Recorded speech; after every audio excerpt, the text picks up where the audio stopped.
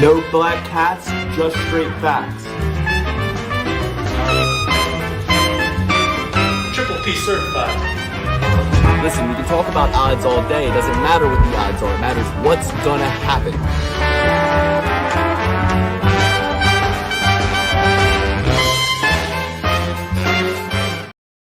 Welcome to the Perfect Parlay Pursuit. We are back. UFC 104, UFC Vegas 104. We're going to break down Roman Dolidze versus Marvin Vettori 2.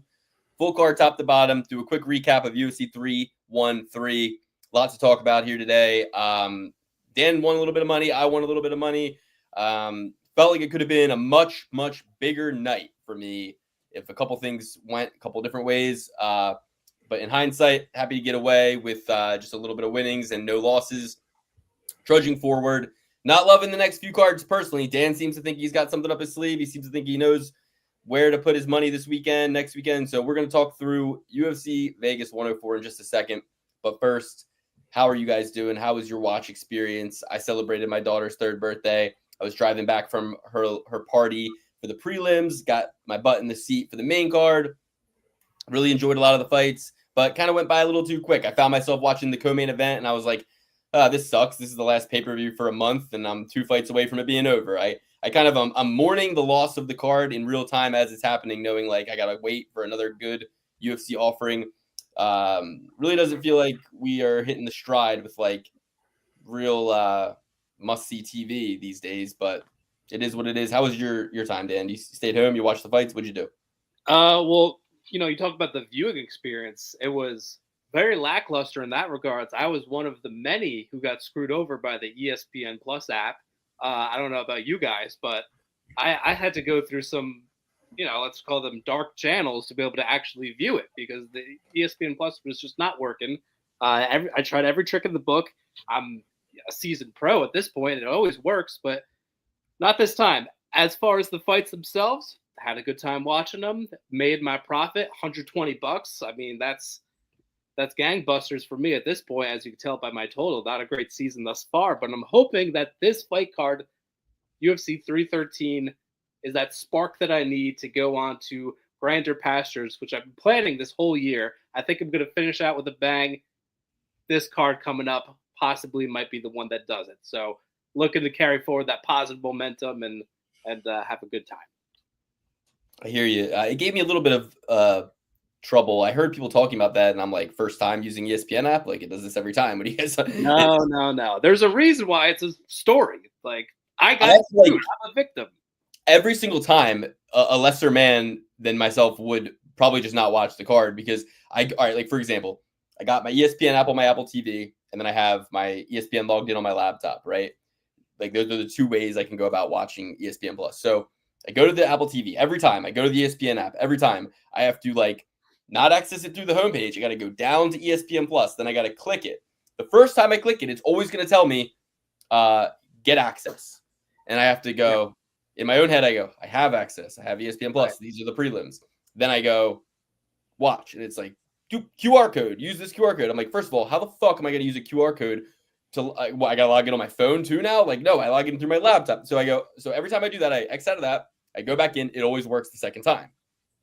Then, to buy the card, I don't even try to fucking buy it on the Apple TV anymore. I go right to my laptop where it's logged in already. I buy it on my laptop, and then it gives me access on the Apple TV once I X out of it on my laptop. But when I tried to buy it this time, I wanted to use a different card than the one I had on file. So Game over. I try to switch it, and it's like enter zip. I put in all the information. It's like green check. Then it's like zip code. I'm like, zip code. And it's like, enter a valid zip code. I'm like, it's the zip code. I don't know what. That's the one. So that didn't work. But then I just went back and used the card I had on file, and that worked for me. So I always have to go in, go out. It's like being obsessive compulsive. Like, I got to walk through the doorway 3 times. Okay, do my little ritual to get through the portal. I'll be so glad when we're done with this shit. But I can't imagine it'll be any better. I mean, what's going to be the alternative? Just like UFC Fight Pass, or I don't know. I don't know. I mean, at this point, I feel like, I don't know, YouTube would probably be the best. YouTube TV? Yeah, maybe. Or no, not even YouTube TV, just YouTube. You can buy stuff on YouTube. Like, you can buy movies and shit on YouTube. So straight through YouTube would be perfect for me. Yeah, I don't know. I can't stand it. And so we pay too much money for it to not work. Oh, it's insane. It's insane. So speaking of paying too much money for something not to work, UFC 313, first fight of the night. Not really one I was too invested in. Ozzy Diaz versus Jordan Santos. I kind of thought Santos won that one. Wasn't going to cry about it. It was a close fight, but I thought Santos kind of outlanded him most of the rounds. No worries. Santos was the live favorite. Okay, no worries. Give it to Ozzy Diaz. Ozzy Diaz wins. Okay. Second fight, Frankie Marshall, I believe it was, versus whoever the fuck. We Trophy certified Frankie Marshall as a 2-1 dog on the show. I mentioned he trained at Pellegrino MMA. I have some connections there. And I forgot to mention on the show that he actually was at American Top Team.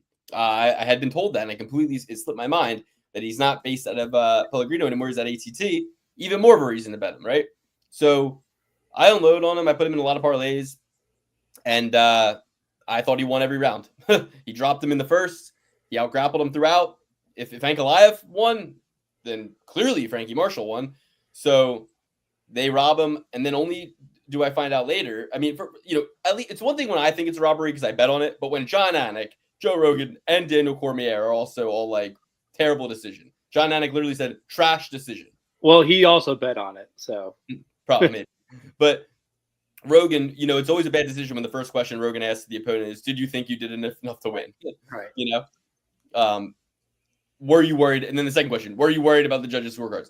And then his opponent, Marshall's opponent, has the audacity to be like, a little bit, because you never know with these judges. Yeah, you do never know. You do never know. Not because you should have won and did, because you shouldn't have won. And yeah, that's the... So I come to find out, apparently Vegas would have taken a bath if Marshall won. I'm going to see if I can find the article, but talk about that, how that fight was for you guys.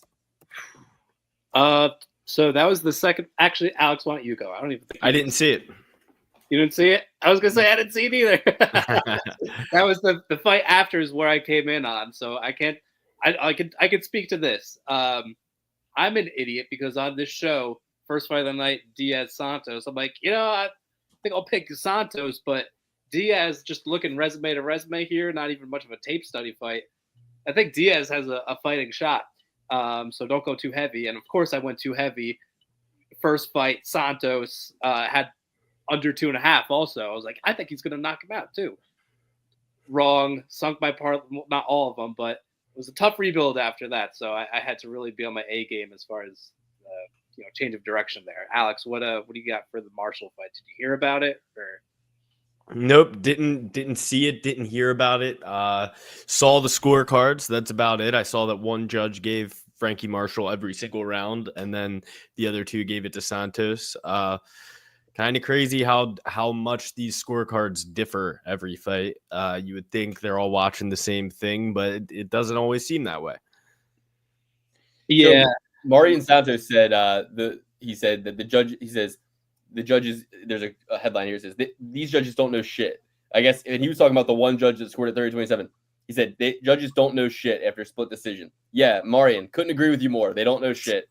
Chris Lee and David Lefeby specifically don't know shit with that. I mean, yeah, I got to look into it a little bit more, but apparently there was a large percentage of the money on Marshall. And look, I mean, like, what do I think? These guys have a fucking earpiece in their ear and are getting the word? No, I don't think that. But what am I supposed to think, really, is what it comes down to. You look at all the articles, every single article. I mean, even Barstool Sports says worst, disgusting, egregious. UFC 13 kicked off with a disgusting, egregious decision. It's a tough word. That's crazy. That's crazy that Barstool posted that. Yeah, I don't know why they changed the judges. This is like, it's like too fatiguing for them. I do the exact same thing for free and drunk. So you're telling me you can't just get the 3 best judges every night and just have them do every fight? It's crazy. I mean, it's a government job that doesn't pay well. Why? So why do they do it? Right? So why? Like, I think there should be a private judging company where these guys are paid so well and their stats are posted, and it's scored against an AI. And I mean, leave it up to the free market. Get the government out of judging. That's what I say. Doge, where are you at? Doge. But yeah, so if that had blown my way, I wish I could say that it would have made a difference. It would have made a difference only in the sense that I would have been able to hedge out on Justin Gaethje. I did cash out my big bet on Fiziev because I had a free bet on Fiziev, but I saved myself a good amount of money by doing that. I kind of had Fiziev across the board in all my parlays. I would have, if I had a lot of those same, parlays, I would have cashed out. I would have hedged out on Gaethje, but I kind of, I had a $500 free bet for $26.88. That was Marcio Rufi by knockout, Rafael Fiziev, and Magomed Ankalaev. So Fiziev gets the nod. I would have won $2,700. Actually, I would have won $3,000 because I had another one that was Bruno Ferreira, Marcio Rufi, and Fiziev. So I would have won $3,000 if Fiziev won. Did a couple solo plays. I played Josh Van's money line, won $100 there. Played Ignacio Bahamundez's money line, won $200 there. But ultimately just kind of scraped by. I ended up having to bet everything I won on Van and Bahamundez on Ankalaev. So I had about $400 on Ankalaev in the main event. Not because I don't like Alex Pereira, just because I thought Ankalaev was going to win. After he won, I guess because of the Marshall decision, I was kind of like, wow, I kind of don't know that was the right call. I was like, I think they were wrong. And I wasn't expecting to win, put it that way. I wasn't expecting Ankalaev to get his hand raised after the 5 were completed. But the more I thought about it, the more I was like, well, he dropped him and hurt him in round 2, or rocked him bad in round 2. Out-grappled him in round 4. And those were really the only 2 standout moments besides the leg kicks in round 1. And if the leg kicks don't stop a guy from coming forward or change his fighting pattern at all, then they must have not really been that effective, right? I always say leg kicks don't work on Mexican fighters like the Diaz brothers or Russian fighters like the Dagestani guys. So leg kicks don't work. You gotta be from California for like Uriah Faber. You gotta be a California just kid like Uriah Faber, then leg kicks will work. Or you gotta be Jose Aldo, But basically, I didn't know that Ankalaev had done enough to secure it in the 5th. I kind of did have it 2-2 going into the 5th. I thought rounds 1 Pereira, rounds 2 Ankalaev, 3 Pereira, 4 Ankalaev, and 5 I thought was going to determine it. Looking back, it looked like Ankalaev edged him in some of the significant strikes, even in those rounds that I didn't give him. So it is what it is. People are crying about it. I told you guys that Pereira was not going to get through this. I told you that the UFC is built on, I did think Fiziev and Ankalaev were going to win, but I knew that there was no way in hell Justin Gaethje and Alex Pereira were both walking out of there victorious. And I was right. I was half right. Yeah, my only winning parlay was over 2.5 in both of those fights. I think that was some of the easiest money you'll ever make. I got on here. I told you guys Justin Gaethje was going to win. I mean, we've seen this movie before. They fought not 6 or 8 months ago, something like that. And Justin Gaethje kind of beat the brakes off of him. Justin Gaethje did it even better this time, left no doubt. Absolutely destroyed Fiziev. And, you got to credit that probably to being so short notice for Fiziev. But didn't really like him and Mitten Boy's bitching about the gloves and how the UFC blocked out the Onyx brand glove, and then bleep that, by the way, because we block it out on this show too. Cry about it. And then Justin Gaethje rubs off the UFC logo on his gloves before he goes out and is like, no, it happened while I was hitting pads. Yeah, right. Petty queens. They suck. Don't like them, but you had to go with Gaethje. You have to put your allegiances aside. I wish I did that for the main event. Luke, I agree. When they were about to read the judges' scorecard, I thought Alex Pereira had a chance to win it. In my heart of hearts, kind of knew Magomed Ankalaev was going to get his hand raised, because if you have that beard and you hold somebody up against the cage, for 15 minutes of a fight, go for a bunch of takedowns and never get one of them, usually you get those types of decisions. So not very surprised at all. Thought Alex Pereira could have won 1, 3, and 5 myself. But still ended up winning about $100 or something like that on the night when it came to the fights. So can't complain too much. Yeah. I think that the biggest things I take away from it are like Turner ought to retire, though. I will say that. I was just about to say, I sat here and I told you guys, Turner is half in, half out. He found God. He can't do this anymore. And what did he do after he lost? He retired. So it's funny. Like, you got guys like Joe Selecki, Jalen Turner, who are physically capable of fighting. You know what I mean? Physically have the skills to be there and win moments of these fights that maybe they lose. Like, Turner was on top. Like, Turner was winning the first round and then got caught in a submission. Selecki finished his last fight on top in full mount, won the third round. And they call it quits versus where like a lot of their game, a lot of their outcomes could be changed with just a little bit different approaches, game planning, coaching, strategy, etc. Then you got guys like Tony Ferguson and, who else? Bobby Green, who like will not quit. And they are having extraordinary devastating outcomes in there every time. Well, Bobby Green actually did have the Grant Dawson knockout. Got to give him that. Fair enough. I saw that he got cut. Is that true, Bobby Green? I didn't see that. I don't know that I can confirm that. I get caught with fake. I get got a lot. I get duped all the time online. It might not be true. I thought it was UFC roster watch to put it out there. I hope not. I mean, people like edit those, just put them out as a joke. I don't know if it's got to be like the official thing for me to believe it, but I mean that spinning kick it's my favorite kick to see somebody hit in the octagon. It's my favorite way to knock somebody out. I mean, Edson Barbosa, Terry Edom comes to mind. Iggy Bahamundes versus Roosevelt Roberts comes to mind. Just savage fucking kick, and Rufy just executed that perfectly after stinging him with the hands too. Rufy's one of the most exciting guys to watch in the entire sport, if you ask me. I mean, next to him and Ilia Topuria are like, I think, two of the best strikers in there right now. Rufy fights like a orthodox Conor McGregor in his prime. I am officially riding with Bryce Mitchell. I think that he's going to beat the shit out of Gene Silva. I think Gene Silva is barking up the wrong tree. If you guys saw that press conference, if you're anything like me, Gene Silva kind of started to get on your nerves a bit. And, I wanted to hear Bryce speak a little bit more, but, it is what it is. I think that he could really beat up on Gene Silva. I think they probably said, hey, Gene, we can't censor Bryce, but just do us a favor and don't let him get a word in edgewise. We don't want to. I completely agree. I was all in, like, yeah, Gene Silva's going to kill this man, and I'm, like, excited to see it. But it's like now I kind of think, like, Bryce is Arkansas stupid and Arkansas stubborn, and he might win. He really might beat him. When I saw them standing next to each other, he looked so much taller than him. But I was like, I think he was wearing like boots though, which give you a bit more height. You know what I mean? I think he was wearing like big ass cowboy boots. You know? Oh, so you're a scientist now. That was awesome. I loved. I think it really. It's like, Gene, you didn't need to.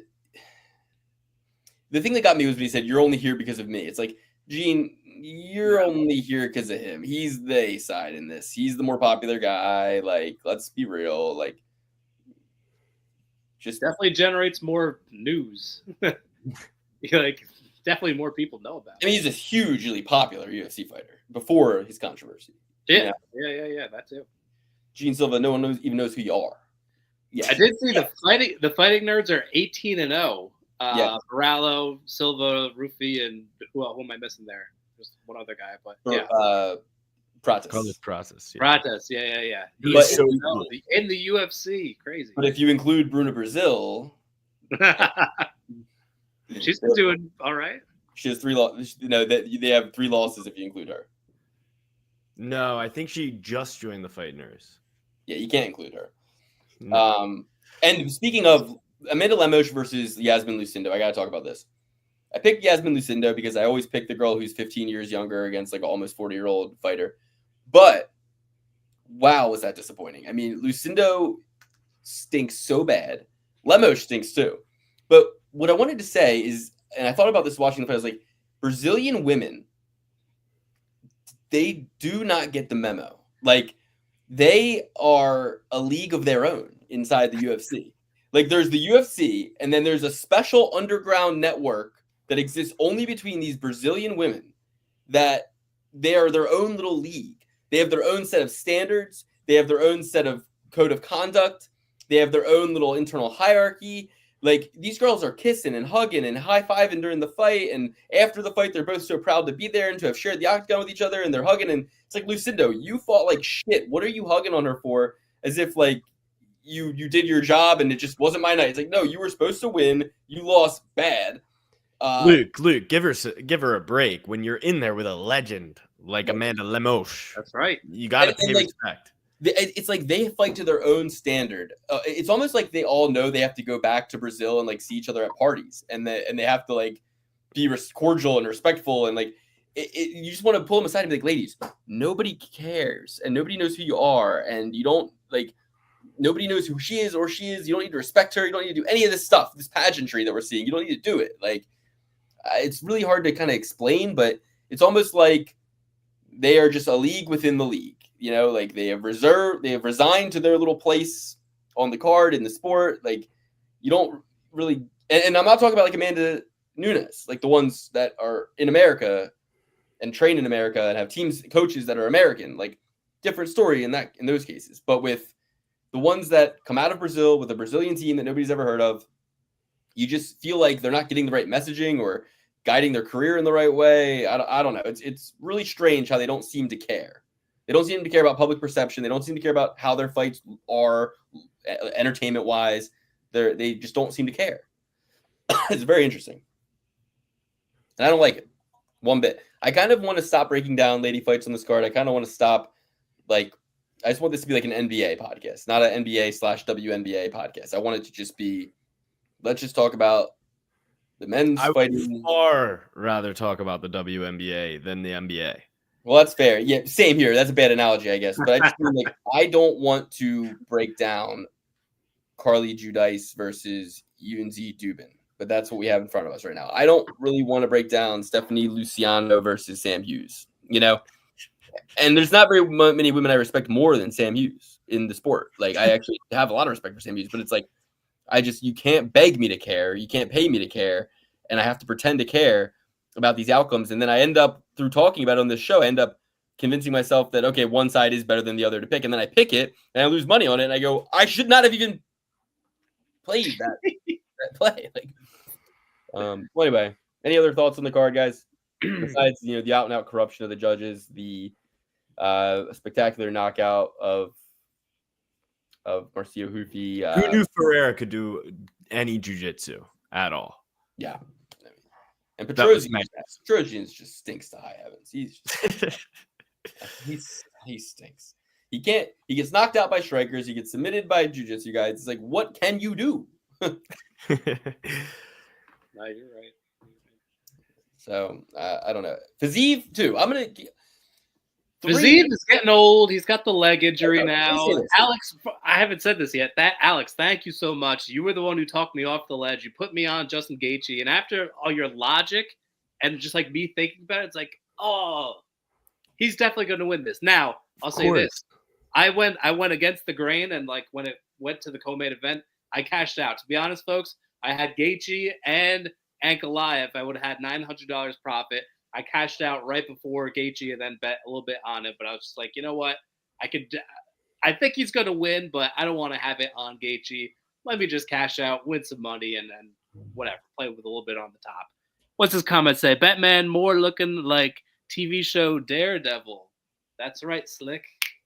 I didn't say our God is weaker. I said that the Prophet Muhammad, Christian God, Jewish God, like these main religious gods, all have one thing in common, and that's Luke, he didn't even fast.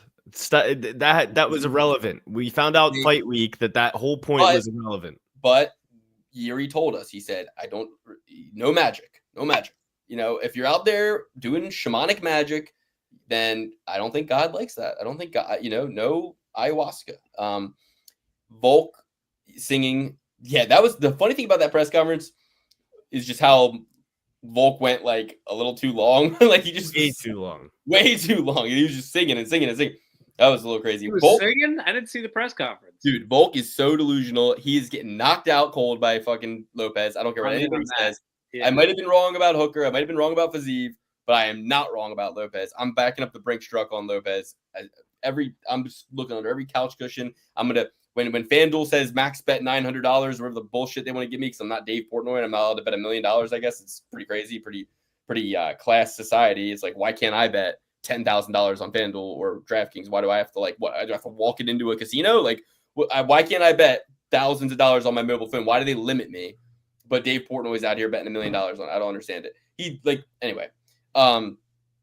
Volk's getting knocked out bad. I'm going to bet through multiple sports books on Lopez. I'm going to figure out every single which way that I can. Every single dollar is going on Lopez from here on out.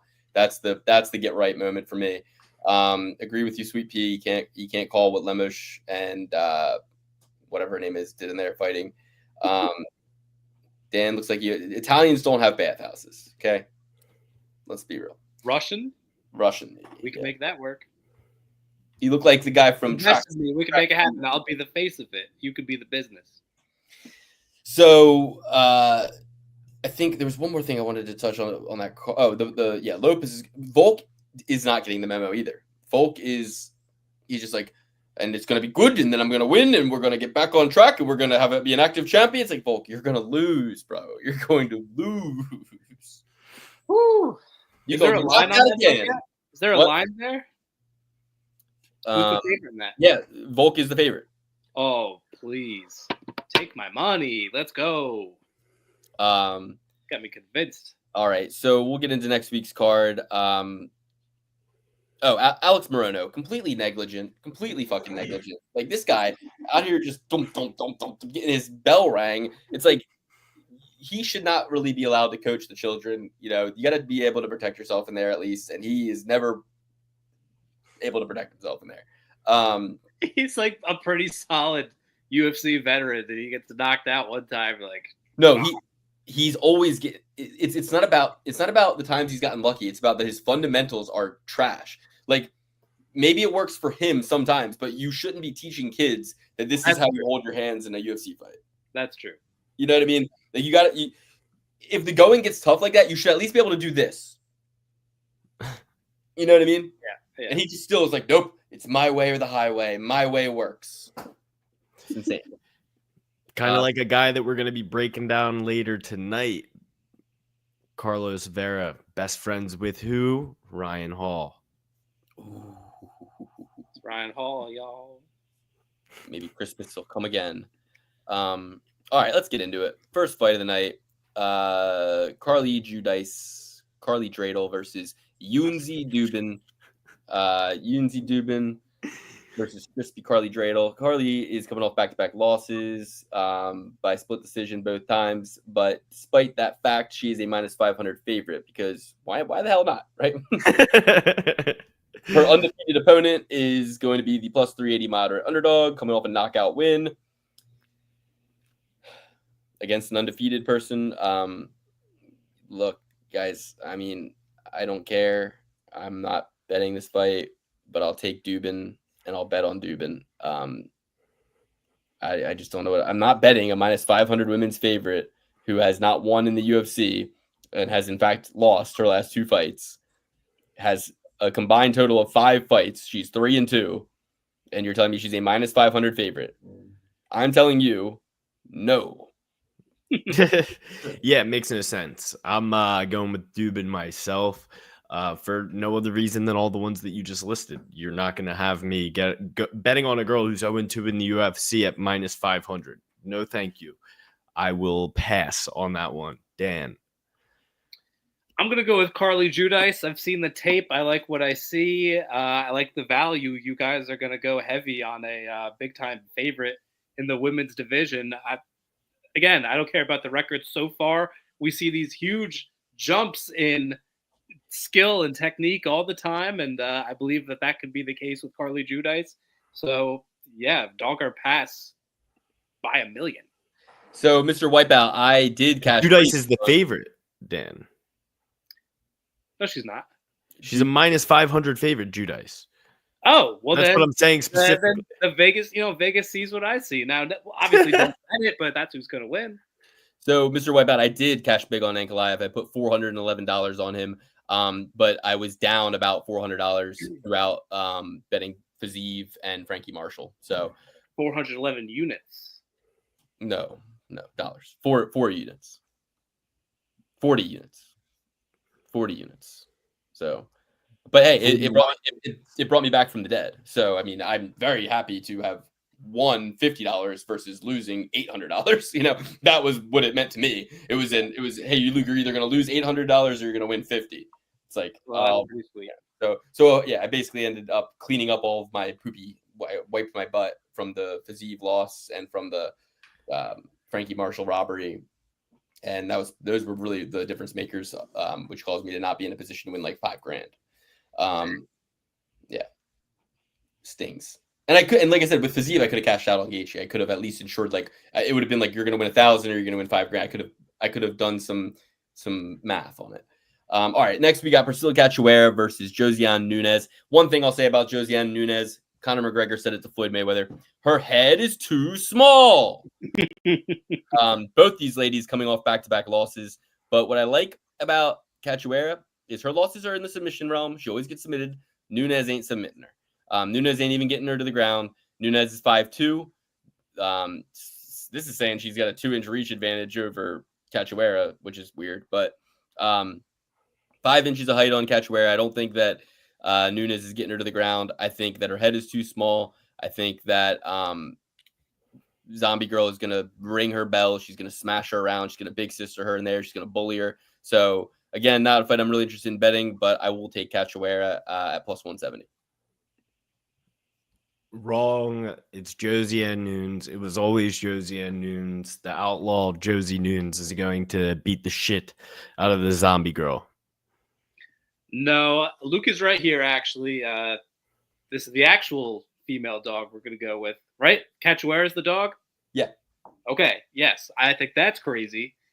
Nunes, she's a feisty little gal, but she's quite small. She fights bigger than her stature, but I think Cachoeira is going to be too mean, too big, too, more athletic. It's going to be a dogfight, though. Both these ladies kind of throw caution to the wind, and I don't think put too much technique into it. But, Cachoeira is not one you want to get into a dogfight with, and you're going to give me plus money on it. That's the logical play for me. All right.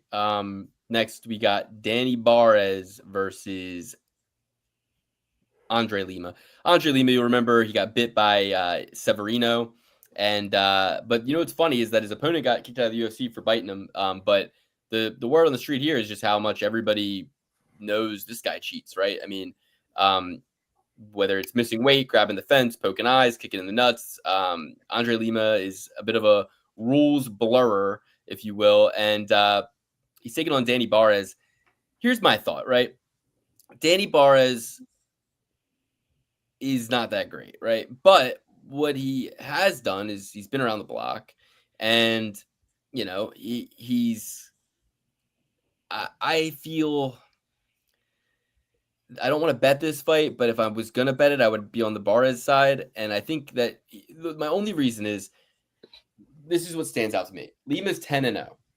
Is he that good? Is he like, look at this fighting nerd who's undefeated? Look, he's the next Conor McGregor. He's the next. No, he is not that good. He just hasn't lost yet. And the more a guy who I don't think is like elite has this undefeated record and has success in the UFC, the more I go, every time it becomes exponentially more likely that they get that first loss and everybody goes, oh, fraud checked, fraud. It's like, no, it's not fraud checked. It's just that who has he fought? I mean, he fought, I'm looking at his record, right? He's fought some kickboxing fights. He's fought Igor Severino, split decision against Mitch Raposo, split decision against Felipe dos Santos. I'm just not. Felipe dos Santos beat the brakes off of Manel Kape, if you remember. He fought well against Kape. And Barres lost to Kape first round, like verbal submission. It says like tap, like you see, just was getting the shit beat out of him, and just I don't know, but I'm just not seeing the Lima side. I'm going dog or pass here. I don't know. I can't sit here and tell you guys like, yup, I think Lima's going to win, but 36-year-old at 125, Daniel Barres, do I think he's going to win? No, not necessarily. But he did just fight 5 months ago. He did just get a win against Victor Altamirano. Kind of a limited style in Altamirano, but at least Altamirano comes after it and is in there, with cardio and can last 3 rounds and can put some good boxing together. It's like, I don't know. I'm not picking Lima, so I guess I'm picking Barres, right? I'm going with Lima. Like Luke said, he beat Felipe Dos Santos, and you can ask Jay how highly I rate Felipe Dos Santos, especially after that Manel Cop bout. Mitch Raposo isn't bad himself. He had a decent career in there. Don't know when he's fighting again. Oh, he has to go back through the Contender Series. No, he was pulled out from the Contender to fight Sumaderji. Or no, he was pulled out from Contender for Andre Lima. Mitch Raposo was on the Ultimate Fighter back in the day, I believe. Good fighter. I think he was on the season with Conor McGregor. He was drafted in the first fighter overall, and I think Ricky Turquoise beat him. Not quite sure if that was the case, but yeah, I'm going with homeboy Andre Lima. I think he's pretty good. Dan? I think this is a trap fight. I'm going to side with Luke here and go with Daniel Barres. I think skill for skill, technique for technique, I would give it to Lima, but he throws incredibly low volume, especially for a flyweight. If you look at, and I'm on UFC's stats here, his last fight, I remember being like, what the hell? Like, he won, but he landed 18 strikes in 3 full rounds. It went to decision. Couple ones before that, like we got 30 strikes landed. Again, for flyweight, really not too much there. Whereas Daniel Barres, I feel like if you look at his last fight, he goes up against Altamirano, who's like a Taekwondo guy. Kind of hard to put up a lot of stats on him, but nonetheless gets 67.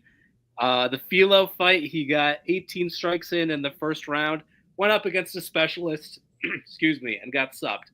No big deal. Like, specialists, they're going to land submissions a good amount of times.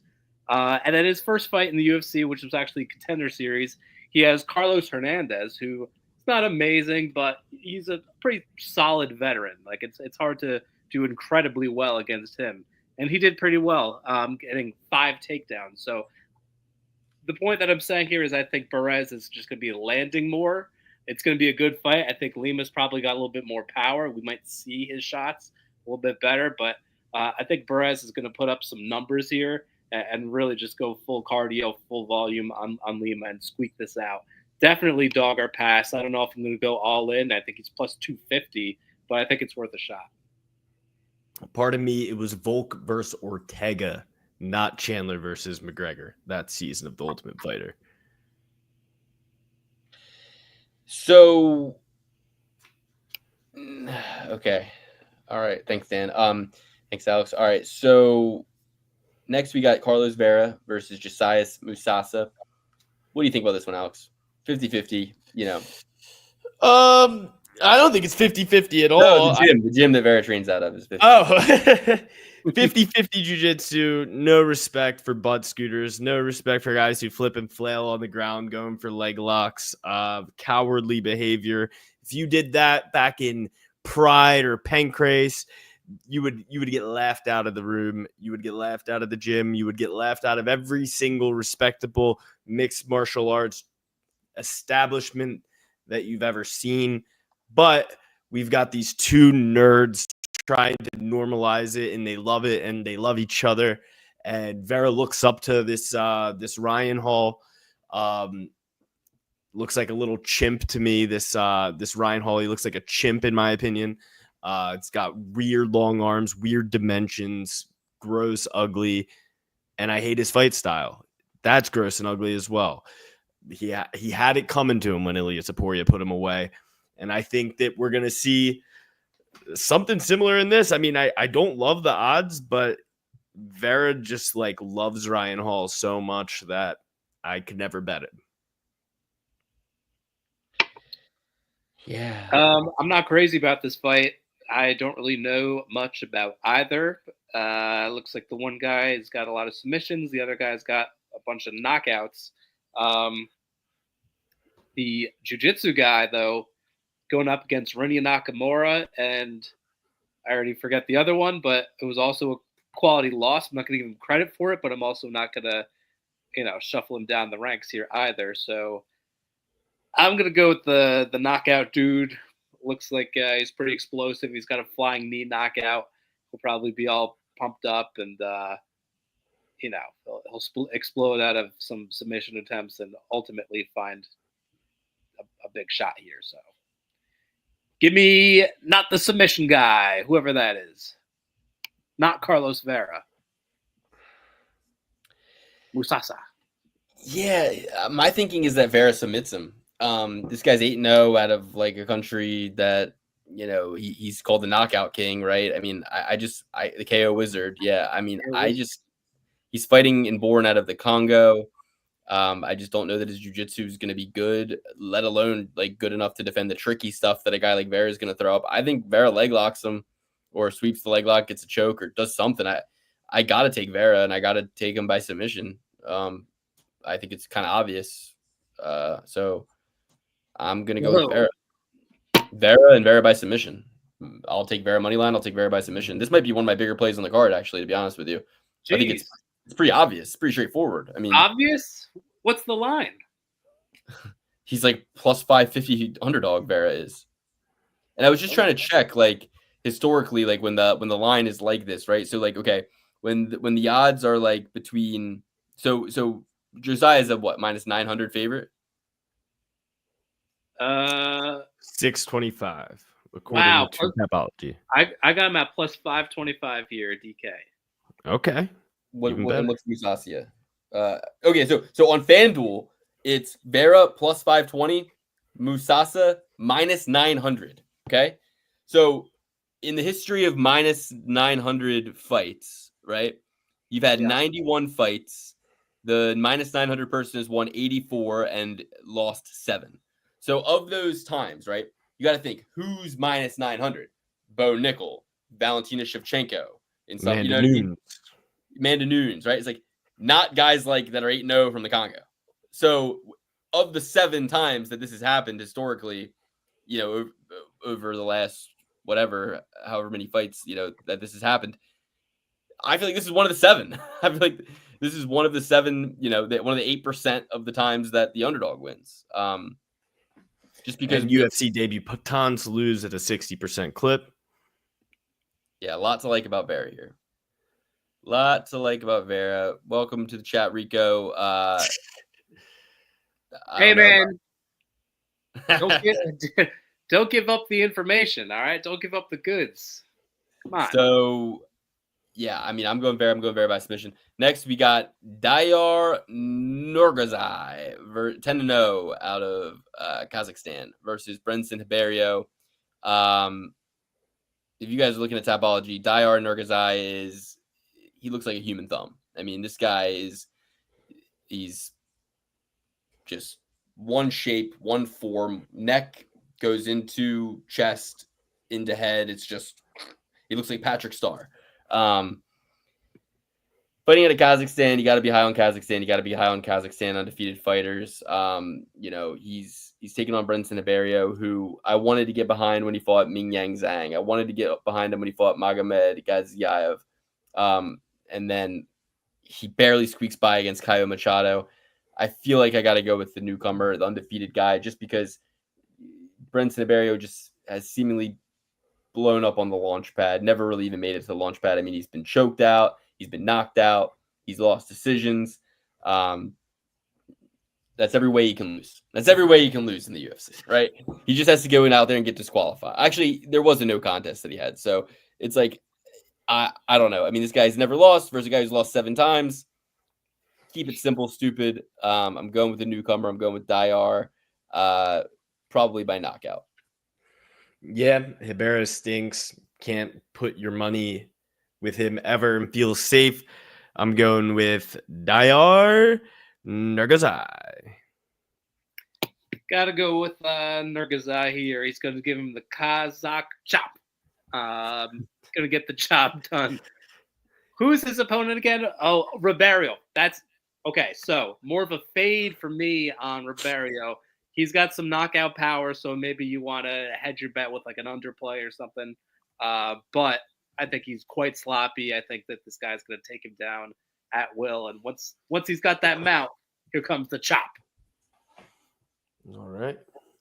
Take us to the next one, Alex. The people's main event here, we got Sam Hughes versus Stephanie Luciano. I'm going to roll with Luciano on this one. As much as I would like to take Sam Page, she's got a ton of experience. I have all the respect in the world for Sam Page, but I rate Tatiana Alencar pretty high. She's a world-class jiu-jitsu specialist, and Luciano ended up getting the dub against her. So give me Luciano. Rule of UFC gambling is when you get Sam Hughes at plus 200, you bet her every time. That's exactly what I'm going to do now. Again, too much investment on it? No, absolutely not. But if I'm going to bet this fight at all, Sam Hughes plus 200 odds is a beautiful thing to see. Happens many, many, many a time. You get these UFC newbies. They can't handle her pressure, her tenacity, dog on the bone mentality. Sam Hughes all day. Love the dog spot. Sam Hughes as well for me. Textbook overperformer. Textbook going to keep you guessing. Going to keep you busy. Great fight camp. Fortis MMA. She's got a head like a brick. Sam Hughes is that nasty chick who works at the bar, who is gonna throw you out by your pants if you get too fresh. She's the girl from She's Carla from Cheers.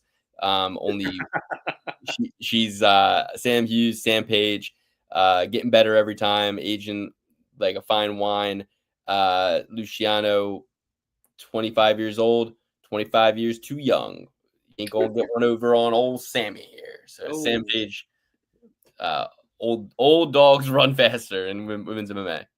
But again, not betting it. Don't care. I do care. I like Sam. That's like my seventh dog of the welcome to the phone it in perfect parlay pursuit. Luke is on a UFC 313 hangover, and I just I'm throwing. I don't know. I'm throwing shit against the wall and seeing what sticks this week. I know who I'm betting on this next one. Me too. Go ahead, take it away, Dan. You first. Man, I think this you're gonna have a lot of dogs. I think Ryan Spann gonna be taking on Waldo Cortez Acosta. I'm a big time fader on Acosta here. The former baseball player has never really put it together for me. Big dude over there at light heavyweight, but never really. I haven't seen much power out of him. I haven't seen cardio cane tenacity here either. Like nothing is really sticking out for me. Ryan Spann obviously has made some blunders, let's say, over the years, but I don't see Costa able to take advantage of that, especially because he's going to have to do it over the course of 15 minutes, whereas Ryan Spann, he's got submissions, he's got knockouts, he's a freak athlete. I think Spann at plus 145, last I saw it, is crazy. I mean, I think I must be missing something, though. It's one of those things where it's too obvious. What do you guys think, though? Talk me off a ledge. I sadly I can't. I'm going with Ryan Spann here as well. I think he has way better experience. He's fought way better fighters. I know it's at 265. That might be why the line isn't as even as you would have expected it, or him to be the favorite by chance. But I'm going with Ryan Spann. I've not liked what I've seen out of Waldo Cortez, and Luke can sit over there giggling away like a little schoolgirl. But this is one where he's definitely going to be wrong. Check the group chat. Look, I'm going with Ryan Spann as well. Triple B certify Ryan Spann. I just want to get to a place in my life where I have enough generational wealth where I can say live on YouTube what I just told them in the group chat. Okay, I'm going with Ryan Spann. Triple B certified Ryan Spann. We all know the pitfalls of betting Ryan Spann. We all know that Ryan Spann lost Anthony Smith. We know Ryan Spann stinks. He's got no heart, no fight IQ. He's lazy. He is a fighter who should have done a lot better in his career and has blown it because of his bad attitude. But he's going to win this one. Him and Sam are both probably going to win. Fortis MMA. They're not going 0-2. They're going 2-0 or at least 1-0. And the one will be Ryan Spann. He's how's he going to improve with more weight? His coach is going to get in his crawl. Okay. His coach is going to get in his crawl. No, he can't lay and pray on Ryan Spann. That's what I was getting to. He needed to do that against Roberto Despange. He couldn't finish Andre Arlovski. So what's he going to do to Ryan Spann? Ryan Spann's going to out-volume him, outspeed him, outwork him, get him on the ground if need be. Ryan Spann's going to win this fight. I hate to break it to you. That's like my 19th underdog of the card. So Ryan Spann. All right, moving on. AJ Cunningham versus Su Young Yu. Sometimes you is your own worst enemy. You know, you have to think about that sometimes. And I think that Cunningham's going to get it done. Although, you know, this line, I'm not in love with the line here. Cunningham, why aren't you plus 500 underdog? I mean, because I must be missing something here. But I'm not impressed by you. And you kind of piss me off, and this podcast pisses me off, and I don't like doing it anymore. I'm just kidding. But no, I just haven't been impressed with you. I think Cunningham's going to go out there and by hook or by crook end up getting this done. And maybe I'm just a nationalist. Maybe I just love America, and sue me if that's a crime. Yeah, I mean, I just got to think that AJ Cunningham wins this fight too. I'm just going with AJ Cunningham. You know, he's from Arkansas. He's going to plant his boots in that Arkansas soil, and he's going to stand his ground. And I think that if Su Young Yu's path is to victory is his jiu-jitsu, I think the Savage is going to say, you know, welcome to America. This is American wrestling, and this is American ass whooping. And he's going to open up a can of American whoop ass on him. I just feel like it's Cunningham, and he trains at a law school MMA. Head coach Brian Hall. Brian Hall. Okay. And you know who else trains out of that gym is Danny Left Hand to God Barlow. Okay. So that doesn't help too much. No, I like that. Yeah, so I'm definitely going with Cunningham here, and I mean, I'm gonna make something out of all these underdogs. I'm gonna do something with it. I mean, there's more coming, guys, too. So buckle up. There's more coming. This will be the card where every underdog wins once in a millennium. Once in a fucking millennium, every underdog wins. And This is our gold rush. Let's go. What do you think, Dan? I'm not going to put it on Cunningham. I do have some more dogs to come on top of my already rising amount. I mean, 4 years ago, Spann, what did he do? I don't know. Maybe he was saying that 4 years ago Spann could have beat this guy, but for some reason this Spann can't. Nah, I don't think so. But oh,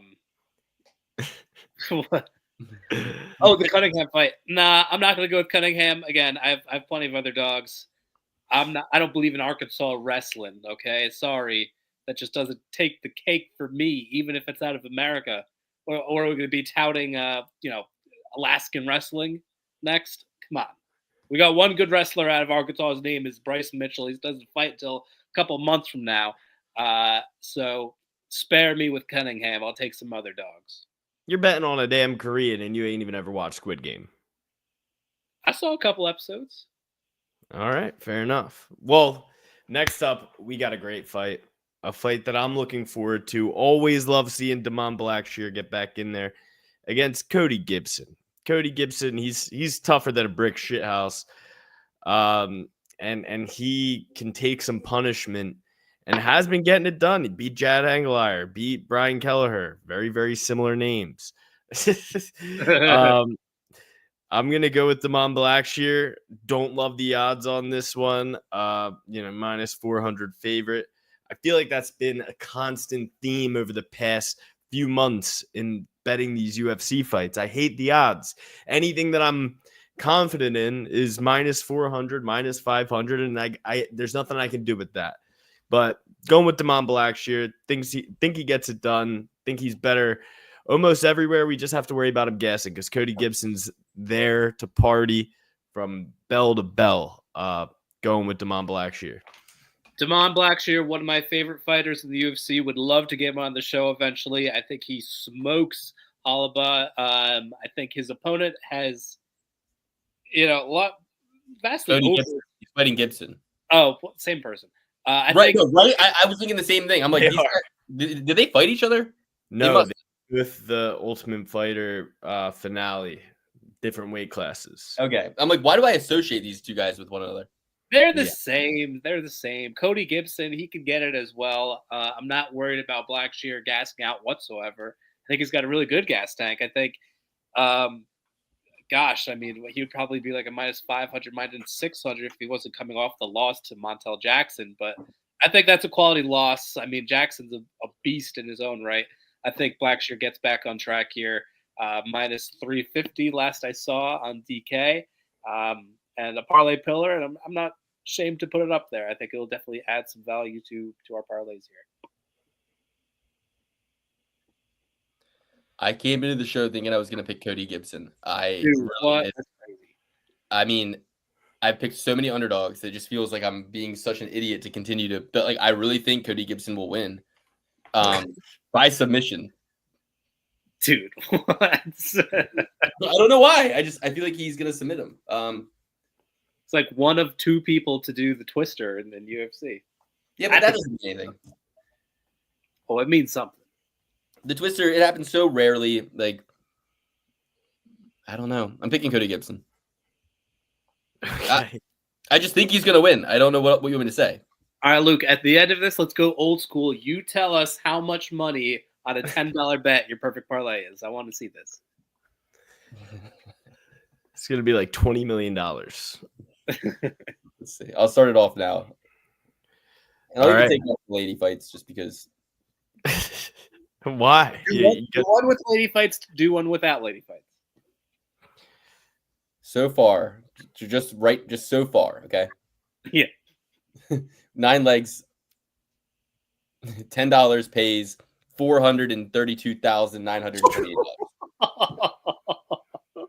So that's happening. Now let's see if I go 100. If I go 100, it doesn't even let me bet 100. No, it says my max $40 million. It says my max win is $1 million. So I can bet 25. I can bet 24. I can bet 23.50. No. 23.25. No. $23 is the max I can bet on that 9-leg parlay. They won't even let me bet more. What does that tell you? They're scared to death. Yeah. Scared to fucking death. I'm betting Fair the full enough. 23. I'm betting the full 23. 23 and me. Alex Hernandez. You can just hear. Think about it. Brandon Fitzgerald will be on the commentary, probably, right? For this shit ass card. And he'll be like, well, if you are tuning in thinking this was going to be a sleepy card after a pay-per-view, boy, would you be wrong. We have had 7 underdogs win in the first 9 fights. The dogs are barking, aren't they, Paul? Will the streak continue?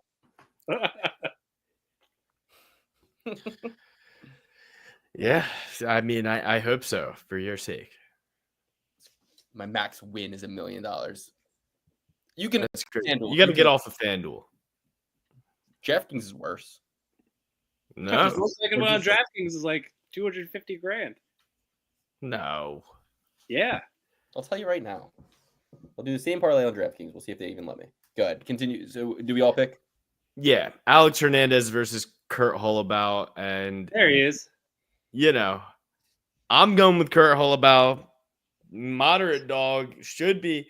I'm Charlie Chocolate Factory. When I say unit, it's not 100, just $1.$1. And can something be said about us being the most transparently straightforward gambling show on the net? I mean, We'll win that award. Every other channel is like down 0.83 units. What does that even mean to me? I don't care. Like, what does it even mean? Well, shout out to Clint. He came out and he wore it this past weekend. He said Alex Pereira stole $4,000 from me. So, I mean, I didn't think Alex Pereira necessarily did it. I think that's 4,000, or he was going to win 4,000. He was going to win 4,000. That's what he meant by that. Oh my gosh. I hate when people say that. I hate when people are saying like, oh, you took away the money that I was going to win. And I'm sure I've done it when Anthony Smith won or something like that. But that's not a light heavyweight championship fight against what some would say is the most challenging opponent Alex Pereira had to this point in his career. It's so predictable too. Like, it's like, Clint, if you're going to win 4,000 on Pereira, you just bet 1,000 on the other side. And then it's like, I'm either going to win 1,000 or I'm going to win 3,000. There's no difference between 3 and 4,000. There's a big difference between 0 and 1,000.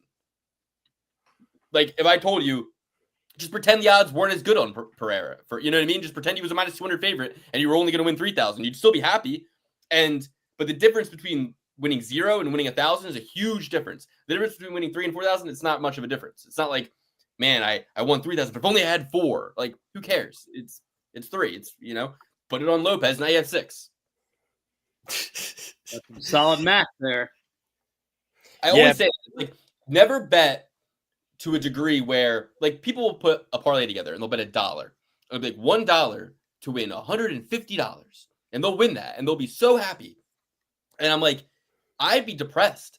I'd be like, I should have bet 10 because the difference between $1 and $10 is nothing. There's no difference. There's never a time in your life where you go, I wish I had that $9 back, or I wish, you know what I mean? Like, I need 10. I only have 1. Like, it's irrelevant. It's a write-off. It's Fugazi. It's a Hoozy. It's a Woozy. It's a Whatsy.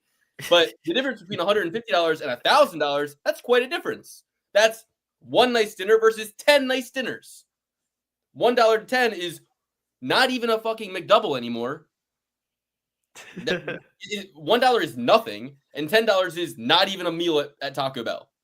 It's $14 a meal at Taco Bell. So it's like your minimum bet should be taking you 2 zeros further, or I guess in this case, it should never be $1, and it should always be taking you at least into the next and then the next, right? It's a 2 jump. You want to have a 10 to 100? No, not enough. 10 to 1,000, enough. You know what I mean?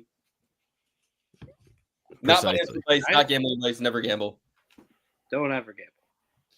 And yeah, but it's like nobody else is like, yeah, I bet this much money and I lost this much money.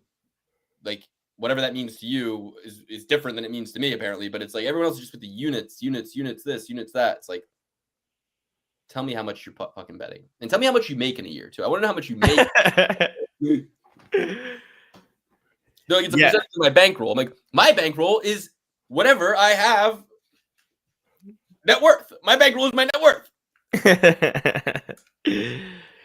I have no assets. The only asset I have is this computer to make this podcast for you, and maybe this microphone. There are no lonely Abu Dhabi single men online. There are no lonely. They don't need your girlfriend, Justin. I don't know who she's selling those farts to, but I'm telling you, they're not from Abu Dhabi. Okay. No, Justin, no. That's inflation. That's fentanyl, Justin. No. Don't do drugs, guys. I'm sober. I'm clean living, and you have to be. When you're an adult, you gotta. There's a time and a place for everything, and it's called college. Okay, and when you become an adult, the world is psychedelic enough.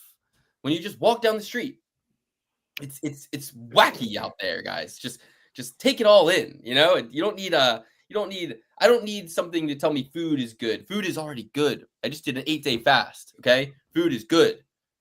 I don't need something to tell me, oh, the trees are breathing, man. The trees are breathing, man. What if I told you that? They are. Alex Hernandez versus Kurt Holobaugh. I'm going with Kurt Holobaugh. Alex Hernandez is a certified gasser. He gasses every single fight, loses the second and third round in every fight. If Kurt Holobaugh can survive the early onslaught of Alex Hernandez, He's gonna end up winning this fight, and he's probably gonna end up getting the finish in the third round. Certified quitter. Hernandez is a certified quitter. He quits in there. He quits on himself. He has all the talent in the world, but he doesn't have the mentals. Dan. What he's got is a 6-year age advantage, and he's much more athletic, and you are so wrong. You are really wrong, for real. We're going to go with Alex Hernandez by KO. He's going to destroy 38-year-old Kurt Hollabaugh. Ain't no Hollabaugh girl. He's going to destroy him. I have supreme confidence. I know this statement is never said in our community, but I have supreme confidence that Alex Hernandez will win this fight. He's just too young, too athletic, too good looking to not win. He's going to get the job done. Minus 198, a hair away from minus 200. Good enough for me. Dare I say a parlay pillar? I got 3. I got Damon Blackshear, I got Alex Hernandez, and I got the Kazakh Chop. $100 on them, $238 payout, which means I have $138 to play with outside of that. And that's a lot of bullets for the bet man. So I'm already. Well, you're never going to get those bullets. You're never going to get those bullets, and here's why. Back Donald bullets. Donald Cerrone is 9 years older than Alex Hernandez, and Alex Hernandez was surging into the prime of his life, coming off of 3 first-round knockouts. Do you think Alex Hernandez is more athletic than Damon Jackson? I do. What about Bill Algeo? I'd say that too. Do you think he's more athletic than Billy Quarantillo? I reckon. Renato Moicano? For sure. Not Drew Dober. Thiago Moises? Definitely. Thiago Moises is a soy boy compared to Alex Hernandez. It doesn't matter how athletic he is. He doesn't have something up here. And once he gets past the first 5 minutes, he quits. And he does it every time, and he gasses. And, they can say he's with a new strength and conditioning coach every time he walks in there, but he's never worked out this. He doesn't have it in there. All those fighters you mentioned that he lost to are better than Kurt Hollabaugh by a lot. Yeah, but you know who's not better than Kurt Hollabaugh? Jim Miller, Austin Hubbard, who he took to decision and split decision. And won. And barely squeaked by Hubbard. Kurt Hollabaugh. That's a tough fight. That's a better Kurt Hollabaugh. It's just a guy that tries to grab onto you, except Austin Hubbard's actually young and dynamic. Kurt Hollabaugh beat the brakes off of Austin Hubbard. Thud Hubbard. It goes over barricade. It was Spartan Hubbard like 300. I'll live bet him if not past the fight. Okay. That's a bet I can get behind. And I could get behind you, Rico. Listen. I'm going to go with Kurt Hollabaugh. Alex, you're right. I'm going with Kurt Hollabaugh. I'm not saying I'm going to parlay all these dogs together, but I'm going to pick and choose from some of these doggies, and I'm going to get a good little run going here because I do think Kurt Hollabaugh has more heart. I think he's got more durability, and I think he's just as strong, if not stronger. And I don't think Alex's speed's going to matter. And I think over the later rounds, Hollabaugh is going to be digging in. And I didn't like what I saw. I bet on Hernandez against Hubbard. He barely squeaked by. It was a big part of my winning night that night. That was when Roundtree fought Pereira. I won like $3,000 that night. And he lost that fight, if you remember. Alex Hernandez lost that fight. He won, but he won on the scorecards, but it was a robbery. I'm going with Kurt Hollabaugh over Alex Hernandez. And yeah. So, ball. A rubber biscuit. All right, so next we got Kevin Vallejos versus Sungwoo Choi. What do you guys think about this? Minus 450 favorite, Kevin Vallejos. Kevin Vallejos, minus 450 favorite, coming off the Contender Series of a knockout win, 14-1 versus Sting, who has been stung. He has been knocked out by Michael Trezano, knocked out by Steve Garcia. He won his only fight out of his last 5 to Jarno Aarons. Plus 325. Who was his last victory after going on a 3-fight skid? He's going to be 9 years older. He's going to be, but still not very old at 32. Taking on the 23-year-old. He's going to be 5 inches taller and going to have 6.5 inches of reach over El Chino, Kevin Vallejos. Argentinian fighters, they're in the mountains. They have great cardio. Will it come down to that? I think Sting has just fine cardio, but at the end of the day, not a fight I want to bet. Just the South Korean fighters, because of their military requirement, you really never know what kind of version of them you're going to get, because you see them in these clips at their career. Like you see them when they're like Korean Zombie, looked really good, had to leave for like 3 years to do the mandatory military thing. I think came back, didn't look the same, but then had a restart and got a little bit better and then went down. So it's like you never really know where you're catching them. And you know me, I don't like to bet where they are. I like to bet where they're going to be. And if I can't see where they're going to be, I don't know if we're seeing a resurgent Sting coming back now or if we're seeing a declining Sting. I like to always go with the declining. So I'm going to go with Vallejos, but will he win by decision? Will he win by knockout? I can't tell you. So this is pretty much a stay away fight for me, a data gathering fight for me. Line's too wide, but I'll take Vallejos, but I won't be parlaying him or anything like that. Vallejos for me as well. El Chino was my favorite type of pant in high school. That has to be a sign. Go with the signs. Take the signs where you can. I got stung by a bee once. Maybe I'll get stung by a bee in this one, but I don't think so because my chinos will keep me covered up on the legs. Do not worry. Go with El Chino. Dan. Yeah, I'm going to go with Vallejos as well. This is a clear setup job, in my opinion, for the UFC. Sungwoo Choi it's going to be an awesome fight to watch. It's going to be a barn burner. Choi just throws with reckless abandon. He often gets caught. I think that's what happens here. Vallejos by knockout. This is a guy who's just been murdering people, and his only recent loss is to John Silva on the Contender Series. So that's one where the UFC was like, all right, run this back. Like, we know this guy is good. Get him back in the Contender Series. We want him in the UFC. We just have to do this, dog and pony show. But yeah, Vallejos by murder here. Trophy certified Kevin Vallejos. Shouldn't come as much of a surprise at minus 450. Elizu Zaleski versus Chidi Njokuani. 36-year-old versus a 38-year-old at 170. This is really going to be difficult. I mean, both of these guys have had impressive wins, but they've also had losses where you go, that's equally as unimpressive who you lost to there. I mean, Njokuani lost to Gregory Rodriguez, no shame there. Duraev by split decision. Lord, and then he beat Reese McKee by split decision. Jared Gooden by decision. Not very impressive. Zaleski beat Zach Stragan, who was undefeated at the time. Lost to Randy Brown.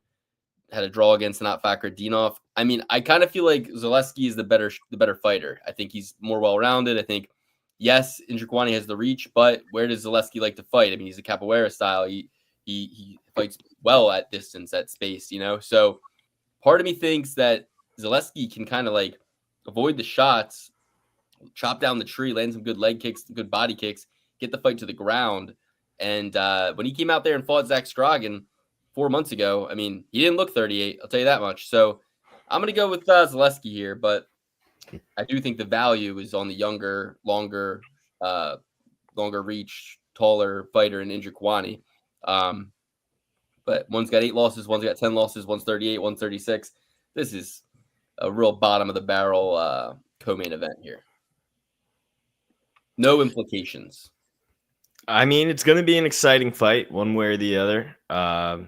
Chitty Bang Bang versus Alicia Zelensky. I'm going with Chitty. Like you said, Luke, all the tangibles are there. I'm not like super confident in Chitty for this fight, but I mean, he's sitting here. He's got such such a long reach, such a big height discrepancy. I think that where Zelensky likes to fight, like that's where Chitty likes to fight, and he's gonna have the advantage with just his body alone. I mean, if Zelensky can get on the inside, throw some of those hooks like he's known to do, maybe he can get it done. Like I said, not too confident, but I'm rolling with Chitty on this one. This is another line that's really puzzling to me. I mean, we got a guy that's 2 years younger.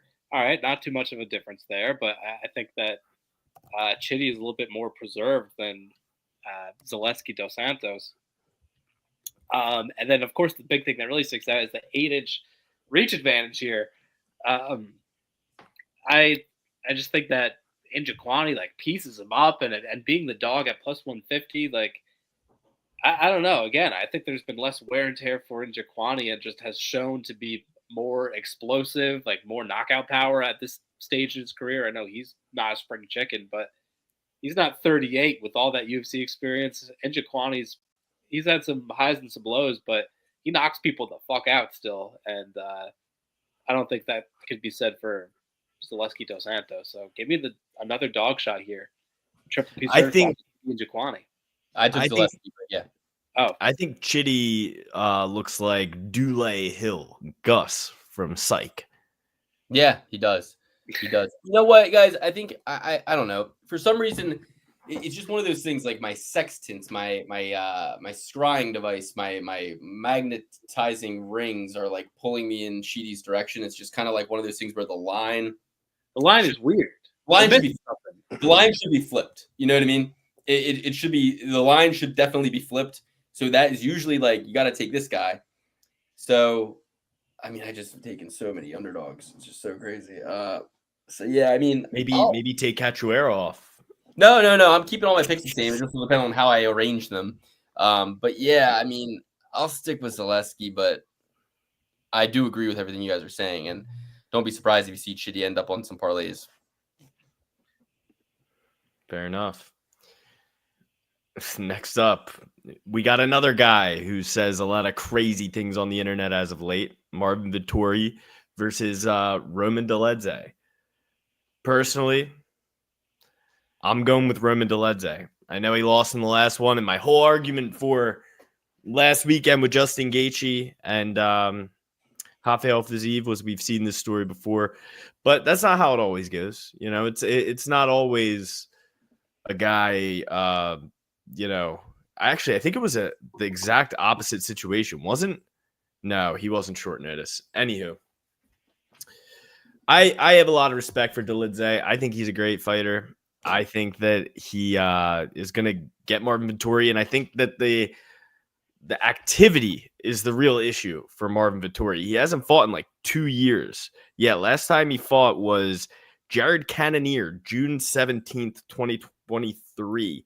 It's been quite some time since he's been in there. I think Roman Dolidze has been active enough. He's been sharpening his weapons enough, and I think he's going to go out there and win. He's spent a lot less time on Twitter saying crazy shit. So I'm going with Roman Dolidze on activity alone. I think he gets right, and he gets that loss back. Yeah, I remember you guys being all butthurt the first time they fought because you were both on Dolidze, but I was the Lone Ranger on Vettori. I think I might be the Lone Ranger on this one as well. I'm going to go Vettori. I think, Dolidze, I mean, is the epitome of inconsistent, and that's coming from a guy who's going to bet on Alex Hernandez earlier in the night. So Dolidze, I think, is slower. I think Vettori has been not super active. That could be cause for concern, but I'm going to be glass half full and say that he is preserved and ready to rock and put on even more of a volume clinic than last time, and mix in the takedowns and just have the better IQ. And I've already bet like 9 underdogs here, so it makes sense to end with a favorite. I think I have my little. I think I figured. All right, so Carlos Vera, Ryan Spann, Roman Dolidze. If you get through that first leg, Carlos Vera. Yep. Spann's pretty good. Then you get Spann. Then you got Dolidze. 75 to win $2,415. I just placed that. So there you go. Alex, you're getting some questions. They want an explanation of the I paid my rent by betting on European basketball unders. I would wait until the third quarter. Certain teams you don't touch, Maccabi Tel Aviv, they're a bit of an electric house. Real Madrid, they're a bit of an electric house. They're a more offensive team, but you get some of these other teams in there, 2 teams you've never seen their names ever. Most of those guys are plumbers. They have other jobs. They get to the third quarter. everybody starts dying out a little bit. Defense gets tighter. You bet the under, you hammer the under, and then you win money. Paid my rent during COVID doing it. So NWMMA, I love you, buddy. You're one of my favorite guys in the chat. He says he looks like, come out, bro. I study enough, but only for research for government job. Oh, I see what you're saying. Yes, yeah, I do agree with you. He looks like one of those stoically tough guys who can just kind of get through anything. You know what I mean? And listen, Roman Dolidze, he won me a lot of money on Kevin Holland. Who do you fight for that? I've been doing really well with Roman. I bet him against Anthony Smith. I bet him against Kevin Holland. So I'm doing really well with Roman lately. I did well with him against Jacker Manson too. That was a different time, Rico. That was when I was addicted to Kratom, and I had nowhere else to go. Yeah, he does. He does. I would say a leather vest. Yeah. Like kind of like a male stripper. He looks like he could be a good Chippendales guy. But that's with all due respect for him. And so does Marvin the Italian Dream Vettori. So here's what I hate about Marvin right now. Hasn't fought in a year and 8 months. Literally tweeted, "Somebody beat me so I can retire." Whoa. I didn't know that. Yeah. He said, "I need a fight. I have trouble getting a fight. Will somebody just fight me and beat me so I can retire?" That's what he said. So, oh my God, I'm betting the house on Roman Dolidze. That's insane. Yeah. What?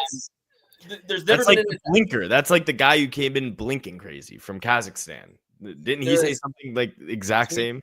No, I think his thing was that he has a condition, and the medicine that would fix his condition is not approved by the drug testing arm of the UFC. So that's why he had to fight through those twitches during his fights. But if he takes his medicine, he's fine. So I think that he just wanted to get out of his UFC contract. And he said he had to honor the contract. Yeah, I think that's true. Performance enhancing. You must twitch in there. It's a little crazy. They let Frankie Edgar do it in there for years. So, yeah, I'm going with Roman Dolidze emphatically. This is just another trap line, plus 120, plus 130 at some books. I love Roman Dolidze here. It's a trap line. Yeah, he lost to Vettori in the last time they fought, unanimous decision. That was in the time that they fought. Like, all that happened was Vettori got bludgeoned by a cannoneer and hasn't fought since. Whereas Dolidze went to a decision against Imavov in a close fight where they both rocked each other. Dolidze went on record saying he doesn't even remember that fight. He was getting through that fight on autopilot. He got concussed so bad in that first round. Then he goes on, beats Anthony Smith, finishes Kevin Holland. Give me Roman Dolidze. Even though he's older, I think he's kind of faster, more powerful. And also King's MMA. King's MMA is like the C team right now. I mean, who you got? Marvin Vettori, Beneil Dariush, Kelvin Gastelum, Mike Tyson, Ariane Lipitsky. Like, they're in the pits. They are not good. Whereas Dolidze is out of Extreme Couture. It's a gym fight. It's a gym bet. It's a gym play. Going Roman Dolidze. Roman Dolidze emphatically. That's my pick. So I don't know. A lot of drama in Extreme Couture lately. Yeah, but Roman is Ray Charles to all that drama. He's fucking from the Caucasus Mountains of Georgia. He doesn't give a shit about that bullshit. He was in the center of it a couple of years ago. But, besides the point. Shout out to JP Vise. Don't let him hear you say that. NWMMA, love the stuff here. Yeah. I feel you, man. Okay, so let's go through the full picks top to bottom. You're going with me. You're going with Roman Dolidze, dog number 1, Elizeu Zaleski, Kevin Vallejos, Kurt Holloway, dog number 2, Cody Gibson, dog number 3, AJ Cunningham, dog number 4, Ryan Spann, dog number 5, Sam Hughes, dog number 6, Nurgazai, Vera, dog number 7, Barras, dog number 8, Cachoeira, dog number 9, Yanesi Durbin, dog number 10. 10 dogs I'm picking. But let's be real, okay? We take out Durbin. That's not a real bet. We take out Barras. Now we're at 8. Don't get greedy with Cody Gibson. Okay, now we're at 7. Kurt Holloway, I'll probably leave that one. Now we're at 6. And then Sam Hughes, take her off. Take Cachoeira off, maybe. Now we're at 4. So who are the 4 dogs that I actually think? I think Vera, I think Spann, I think Dolidze, and I think AJ Cunningham. In terms of like, these are if I were to just that's what I'll bet right now. So, but honestly, I think Cachoeira. If I'm picking any of these lady dogs, Cachoeira. No, if I'm sticking my hat, if I had to pick one lady dog, it's gonna be Dubin. Just because you can't take a girl who's been 0-2 in the UFC minus 500 favorite. You're right. You're right. But the thing is, at least, that's the thing is that of the dogs, I think Sam Hughes has the best opponent, but Cachoeira very close second, and at least Sam Hughes is a bigger dog than Cachoeira. So like Cachoeira, I think, has the second best opponent out of all the lady fighters at the most reasonable line. And I think that she's going to be in a fight that favors her style. Okay. I don't know. Take them all off. Don't bet any of those lady dogs. Well, if you're rolling with me, you're going with Dubin, Nunes, Lima, Musasa, Nurgoze, Luciano, Span, Cunningham, Blackshear, Holloway, Kevin Vallejos, Chidi and Jaquani, and Roman Dolidze. So I guess I have 6 dogs on there some way, somehow as well. Sorry, Alex, you said Dubin, Nunes, Lima, Musasa, Nurgoze, Luciano, Span, Cunningham, Blackshear, Holloway, Vallejos, and Jaquani, and Dolidze. Thank you. All right. If you are rolling with me, we got Carly Judice all the way at the bottom, followed by Priscilla Cachoeira, dog number 1, Daniel Barres, dog number 2. Not confident at all, but whatever, Josias Musasa, followed by DR Nurgozai, Sam Hughes, dog number 3, Ryan Span, dog number 4, Su Young Yu, don't really know much, not betting it, Damon Blackshear, Parlay Pillar, Alex Hernandez, Parlay Pillar, Kevin Vallejos, not Parlay Pillar, especially on value and all that, but pretty confident. Chidi and Jaquani, dog number 4 or 5. And lastly, I guess I'm switching my pick. I did actually confirm Luke's information. Marvin Vettori is talking about having a low effort retirement fight. So not only is he guaranteeing retirement, but he's like, I just want something that's going to be easy.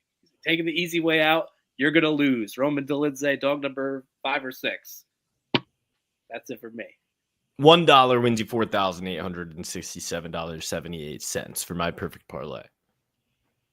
And the Trophy Survey picks are Roman Dolidze, Kevin Vallejos, Ryan Span, and Nurgozai. That's 4 Trophy Survey picks, 2 dogs, a big favorite, and a minus 300 favorite for you guys there.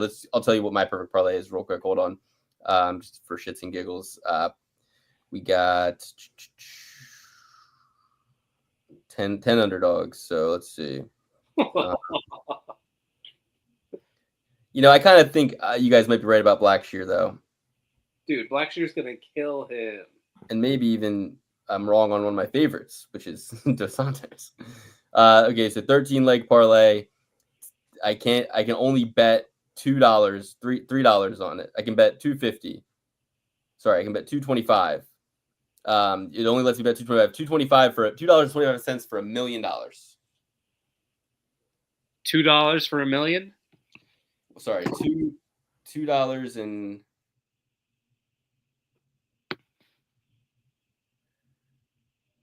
$2.41 will pay $999,860.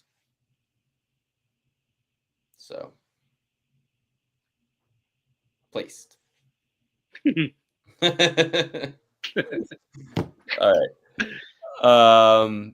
That's it. That's all. Thank you all very much. We love you. And thanks, Justin. We appreciate you guys. Thank you, NWMMA. Yes, I am. Yeah, it really is, Sweet Pea. It really is. I have a wedding this weekend, so I'll be in Florida. I probably won't watch too much of the card. I won't be in the Discord. Dirty boy. Woo! Yeah, so thank you all, Rico. Thank you, NWO. Thank you, Sweet Pea. Thank you, Justin. Thank you all for joining the show. We appreciate it. And thank you. We love it. We love everybody who's joined it. And tell your friends, comment, like, subscribe, get in the Discord, and we'll see you guys this weekend. Love you.